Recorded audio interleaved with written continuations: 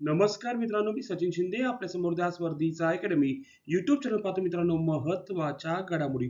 मित्रांनो, आज तारीख आहे 4 जून. 4 जूनचे महत्वाचे आपण 12 प्रश्न पाहतो. मित्रांनो, दररोज सकाळी 6:30 वाजता आपल्या कोणतीही स्पर्धा परीक्षा असू दे त्यासाठी चालू घडामोडी हा विषय घेऊन येत असतो. आणि मित्र हो, व्हिडिओ पाहताना सुरुवातीपासून शेवटपर्यंत पहा, जेणेकरून आपल्याला त्याची मदत होऊ शकते.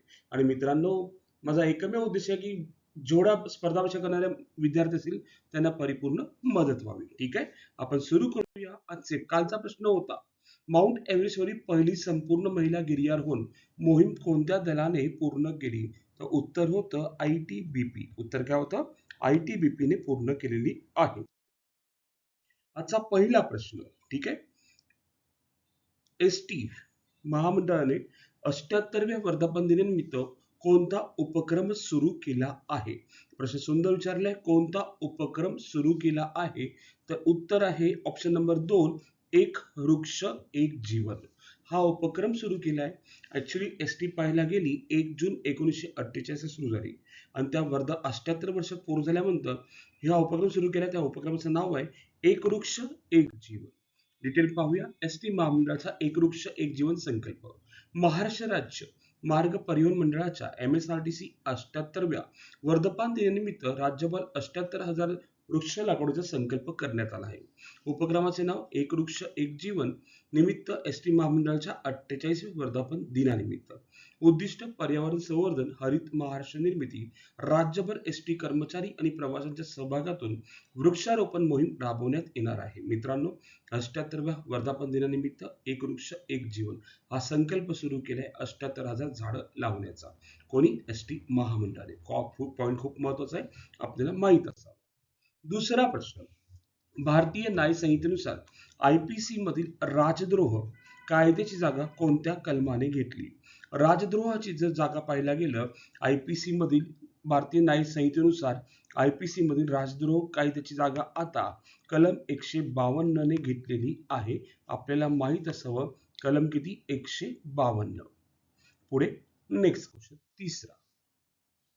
भारत ओमान सर्वसमावेशक आर्थिक भागीदारी करार कोणत्या तारखेपासून अंमलात आलेला आहे? ओमानने भारतासोबत करार केला आहे, CEPA चा कायदा लक्षात ठेवा. सर्वसमावेशक आर्थिक भागीदारी करार आहे की नाही, तर तो केव्हा सुरू केलाय? तर 1 जून 2026 पासून तो करार केलेला आहे आणि ती तारीख अंमलात येणार आहे. तर ओमान बद्दल आपण थोडं डिटेल पाहूया. ओमान देशाचे नाव ओमान, राजधानी मस्कट आहे, लक्षात ठेवा. ठीक आहे, राजधानी काय आहे? मस्कट आहे. चलन मृदा ओमानी रियाल, अधिकृत भाषा अरबी. ठीक आहे, ओके. राज्य प्रमुख सुलतान, सीमा लागलेले देश सौदी अरेबिया, युनायटेड अरब अमिराती, येमेन. आणि महत्व, ओमान हा आखाती प्रदेशातील एक महत्वाचा देश असून व्यापार, तेल, समुद्री वाहतुकीसाठी प्रसिद्ध आहे, लक्षात असू दे. ओमान देशाचे नाव, राजधानी मस्कट आहे, चलन आहे ओमानी रियाल. पुढे चौथा प्रश्न, महाराष्ट्र राज्य परिवहन महामंडळाचे 100% ई बस ताफ्याचे उद्दिष्ट कोणत्या वर्षापर्यंत करण्यात आले? म्हणजे 100% ई बस सुरू करणार आहे. तर टार्गेट ठेवलं त्यांनी 2000 पर्यंत 100% सर्व बसेस ई बस असतील, असं महाराष्ट्र राज्य परिवहन महामंडळाने सांगितलेलं आहे. डिटेल पाहूया. महाराष्ट्राची ई बस क्रांती. महाराष्ट्र सरकारने सार्वजनिक वाहतूक अधिक पर्यावरणपूरक करण्यासाठी मोठे पाऊल उचलले आहे. 2029 पर्यंत एसटीच्या 50% बसेस ई बस करण्याचे लक्ष्य व 2047 पर्यंत 100% ई बस ताफा उभारण्याचे उद्दिष्ट.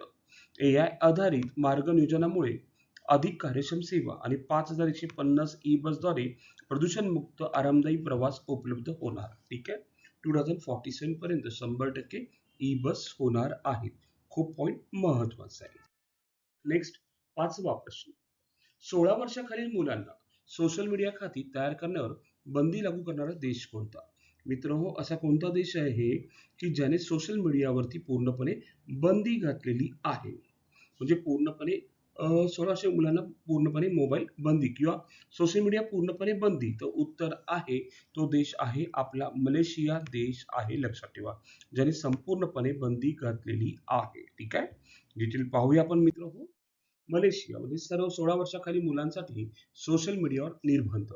मलेशिया जून 26 पासून 16 वर्षाखालील मुला-मुलींना सोशल मीडिया खाती तयार करण्यावर बंदी लागू केली आहे. मुलांच्या ऑनलाईन सुरक्षेसाठी हा महत्त्वाचा निर्णय घेण्यात आला आहे. सोशल मीडिया प्लॅटफॉर्मना वय पडताळणी एज व्हेरिफिकेशन अनिवार्य करण्यात आले आहे. यामध्ये Facebook.com असेल, Instagram.com असेल, TikTok.com असेल, YouTube.com असेल, यासारख्या प्लॅटफॉर्मचा समावेश आहे. या नियमाचा उद्देश मुलांना हानिकारक ऑनलाईन सामग्री सायबर धोक्यापासून संरक्षण देणे हा आहे. विशेषतः ऑस्ट्रेलिया, ठीक आहे, हा 16 वर्षाखाली मुलांच्या सोशल मीडिया वापरावर बंदी घालणारा जगातील पहिला देश ठरला आणि हा कायदा डिसेंबर 25 पासून लागू झाला. आता कोणी केलाय? मलेशियाने केलेला आहे. नेक्स्ट क्वेश्चन 6वा. आशियाई उत्पादकता संघटनेच्या 66व्या सत्राचे यजमानपद कोणाला देण्यात आलेले आहे? मित्रहो, आशियाई उत्पादकता संघटनेच्या 66व्या सत्राचे यजमानपद कोणत्या देशाला देण्यात आले आहे? तर आपला देश भारत देशाला देण्यात आलेले आहे. कोणता देश? आपला देश भारत देश. बघा 7वा प्रश्न आपण पाहतोय, ठीक आहे. सिंगापूर ओपन 26 चे विजेतेपद पटकावणारी पहिली भारतीय जोडी कोणती आहे? तर उत्तर आहे ऑप्शन नंबर 4, सात्विक साईराज रंकीरेड्डी आणि चिराग शेट्टी या दोघांना सिंगापूर ओपन 26 चे विजेतेपद पटकावणारे पहिले भारतीय जोडी ठरलेली आहे. सिंगापूर ओपन पहिली भारतीय विजेती जोडी. भारताच्या स्टार बॅडमिंटन पुरुष दुहेरी जोडीने सिंगापूर ओपन 26 मध्ये ऐतिहासिक कामगिरी करत विजेतेपद पटकावले. पॉईंट खूप महत्वाचा आहे. सात्विक आणि चिराग या दोघांनी विजेतेपद पटकावलेले आहे. अंतिम सामन्यात इंडोनेशियाच्या फजर अल्फियान आणि मोहम्मद फिक्री यांचा पराभव त्यांनी केलेला आहे. सिंगापूर ओपन जिंकणारी पहिली भारतीय पुरुष दुहेरी ठरली. या विजयामुळे भारतीय बॅडमिंटनच्या इतिहासात आणखी एक सुवर्ण अध्यायाची भर पडली. ठीक आहे. सिंगापूर ओपन कोण जिंकले? पहिली भारतीय जोडी सात्विक आणि चिराग या दोघांनी जिंकलेलं आहे. पुढे 8वा प्रश्न. फिफा विश्वचषक 2026 मध्ये किती संघ सहभागी होणार आहेत? प्रश्न सुंदर विचारलाय. तर एकूण संघ होणार आहेत 48. आता हा प्रश्न घेण्याचा मूळ उद्देश काय? 48 संघ तर आहे मित्रांनो, ठीक आहे. फिफा 26 कधी सुरू होणार आहे? 11 जून ते 19 जुलै या दरम्यान. यजमान देश अमेरिका, कॅनडा आणि मेक्सिको. प्रथमच 3 देश संयुक्तपणे यजमानपद भूषवणार. 48 संघाचा सहभाग, 16 शहरांमध्ये सामने. ओके. विशेष तथ्य, सर्वाधिक विजेते आतापर्यंत 5 वेळा ब्राझील आणि सर्वाधिक गोल आहेत जस्ट फॅटेन 13 गोल. सर्वाधिक सामने लिओन मेसी 26. प्रत्येक विश्वचषकात खेळलेला एकमेव देश ब्राझील. लक्षात ठेवा, पूर्णपणे आपल्याला पाहिलेलं आहे. 2026 स्पर्धा होणार आहे कुठे? 3 देश अमेरिका, कॅनडा, मेक्सिको. 11 जूनला सुरू होणार आहे, 19 जुलै संपणार आहे आणि 48 देश सहभागी होणार आहेत फिफा वर्ल्ड कप 2026 मध्ये. 9वा प्रश्न मित्र हो, 9वा प्रश्न पाहतोय. भारताचा पहिला स्वदेशी है ना, भारताचा पहिला स्वदेशी स्ट्रॅटोस्फेरिक सुपर प्रेशर बलून कोणत्या नावाने प्रक्षेपित करण्यात आलेला आहे? तर पाहिला गेलं विस्टा नावाने तो प्रक्षेपित करण्यात आलेला आहे. नाव काय मित्र हो? विस्टा असं त्याचं नाव आहे. हे आपल्याला माहित असावं. विस्टा असं नाव आहे. इन डिटेल पाहूया आपण. भारताचा पहिला स्वदेशी है ना स्ट्रॅटोस्फेरिक सुपर प्रेशर बलून विस्टा. ओके. पॉइंट आपल्याला माहित पाहिजे, लक्षात ठेवायची गोष्ट आहे विस्टा नावाचा भारतात पहिला स्वदेशी. ठीक आहे. खूप पॉइंट महत्वाचा असा आहे बलून बद्दल है ना. यशस्वीरित्या प्रक्षेपित करण्यात आला मिशन साना. मिशनचं नाव काय? साना. इंदिरा गांधी स्टेडियम विजयवाडा. उंची सुमारे 25 किलोमीटर आणि 15.5 मैल. स्तर स्ट्रेटोस्फियर. ठीक आहे. प्रकार हायड्रोजन आधारित सुपर प्रेशर बलून आहे. आता बघा, हायड्रोजन आधारित सुपर प्रेशर बलून आहे. भारताचा पहिला स्वदेशी स्ट्रेटोस्फिकर सुपर प्रेशर बलून. उच्च वातावरणीय संशोधन आणि पृथ्वी निरीक्षणासाठी उपयुक्त. कशासाठी उपयुक्त आहे तो? उच्च वातावरणीय संशोधन आणि पृथ्वी निरीक्षणासाठी उपयुक्त. याच्यामुळे United state, France, Japan, China यासारख्या प्रगत देशाच्या गटात आपल्याला स्थान मिळाले. लक्षात असू दे. ठीक आहे. बघा, पॉइंट खूप महत्वाचा आहे की पहिला स्वदेशी स्ट्रॅटोस्फेरिक सुपर प्रेशर बलून विस्टा. त्याचं नाव आहे पहिला स्वदेशी आहे तो आणि इंदिरा गांधी स्टेडियम विजयवाडा इथून प्रक्षेपण स्थळ झालं. उंची सुमारे 25 किलोमीटर 15.5 मैल या अंतरावर तो पोहोचलाय. स्तर आहे स्ट्रेटोस्फियर आणि हायड्रोजन आधारित सुपर प्रेशर बलून आहे. मेन काम कायचं? उच्च वातावरणीय संशोधन आणि पृथ्वी निरीक्षणासाठी उपयुक्त. लक्षात ठेवा. आणि यामध्ये आपण United states, France, Japan, China यासारख्या प्रगत देशांच्या गटात स्थान मिळाले. भारतीय अवकाश तंत्रज्ञान क्षेत्रासाठी एक महत्त्वपूर्ण उपलब्धी मानली जाते. ठीक आहे. पुढचा प्रश्न 10वा. 22व्या आशियाई अंडर 20 ॲथलेटिक चॅम्पियनशिप 26 मध्ये भारताने किती सुवर्ण पदक जिंकले आहेत? प्रश्न खूप सुंदर विचारले. भारताने किती अंडर 20 मध्ये किती सुवर्ण पदक जिंकले? तर भारताने टोटल जर पाहायला गेले 10 सुवर्ण पदक जिंकले आहेत आपल्या भारत देशाने. काय डिटेल पाहूया. आशियाई अंडर 20 ॲथलेटिक्स चॅम्पियनशिप 26.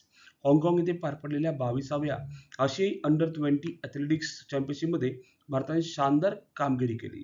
भारताने 19 पदकं जिंकली, 10 सुवर्ण, 5 रौप्य, 4 कांस्य. स्पर्धेत द्वितीय स्थान भारताला मिळाले.